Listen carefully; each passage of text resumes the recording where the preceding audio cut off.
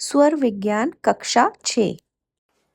अत्स्वरं प्रवक्ष्यामि शरीरस्थस्वरोदयं हंसचारुण स्वरूपेण भजे ज्ञानम त्रिकालजम। अर्थात अब शरीर में स्थित अकारादि स्वरों के उच्चारण के कारण जो मुख्य स्वर है उनको हम कहते हैं।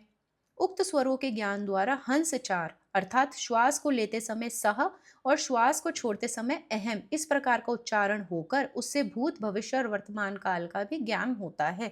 अब अब इसके अंदर शिव जी क्या मतलब है इस श्लोक का मतलब है दोस्तों, शिव जी हमें बता रहे हैं कि जो हमारे शरीर में स्थित जो स्वर हैं, जो उसका उच्चारण होता है वो तो मुख्य स्वर है जो कि हम नॉर्मल भाषा में यूज कर रहे हैं, जो हम बात कर रहे हैं।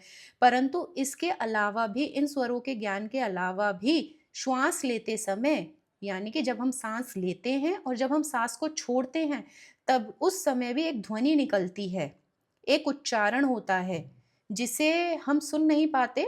जब आप आगे स्वर साधना करेंगे तो आपको ये प्रक्रिया सिखाई जाएगी, आप इस स्वर को सुन पाएंगे।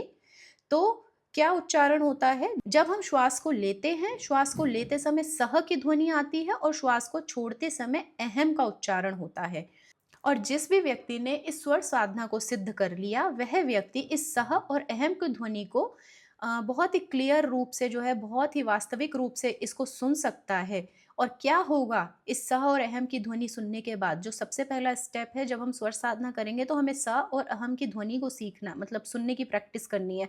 जब आप इसको सुनने लग जाएंगे, जब इसके अंदर आप ज्ञानी हो जाएंगे और आपको बहुत ज़्यादा प्रैक्टिस हो जाएगी, तो इसके उच्चारण से वह व्यक्ति इतना ज़्यादा सिद्ध हो जाता है कि वह भूत भविष्य और वर्तमान काल का भी ज्ञान उसको हो जाता है। यहाँ पे जो त्रिकालजम है, त्रिकालजम का मतलब है यहाँ पर भूत भविष्य और वर्तमान।